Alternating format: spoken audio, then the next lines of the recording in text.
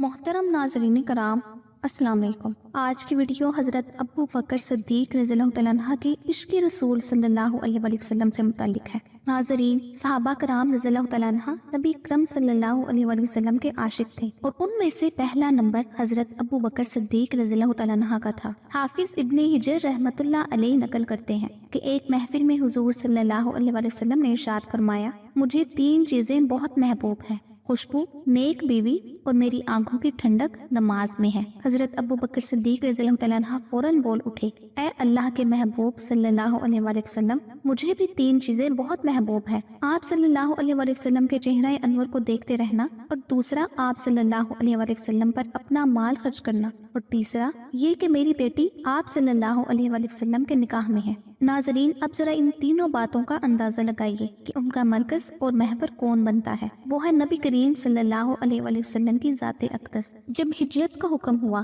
تو نبی صلی اللہ علیہ وآلہ وسلم حضرت ابو بکر صدیق رضی اللہ تعالیٰ عنہ کے گھر تشریف لے گئے۔ حضرت ابو بکر کے دروازے پر دستک دی تو وہ فوراً حاضر ہوئے۔ آپ صلی اللہ علیہ وآلہ وسلم نے حیران ہو کر پوچھا، اے ابو بکر، کیا آپ جاگ رہے تھے؟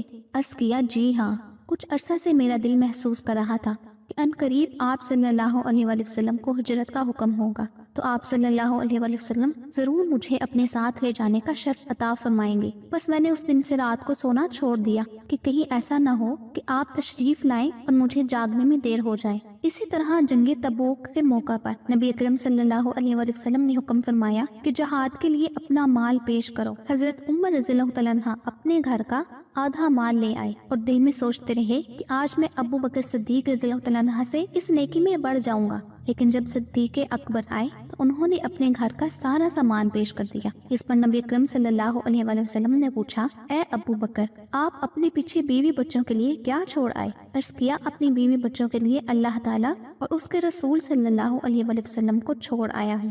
کسی شاعر نے کیا خوب کہا ہے، پروانے کو چراغ ہے، بلبل کو پھول بس، صدیق کے لیے ہے خدا کا رسول بس۔ جب نبی اکرم صلی اللہ علیہ وآلہ وسلم کا وصال مبارک ہوا تو صدیق اکبر نے اپنا غم ان الفاظ میں ظاہر کیا، جب میں نے اپنے نبی کو وفات یافتہ دیکھا تو مکانات اپنی وسعت کے باوجود مجھ پر تنگ ہو گئے۔ اس وقت آپ کی وفات پر میرا دل لرز اٹھا اور زندگی بھر میری کمر ٹوٹی رہے گی۔ کاش میں اپنے آقا علیہ السلام کے انتقال سے پہلے قبر میں دفن کر دیا گیا ہوتا اور مجھ پر پتھر ہوتے۔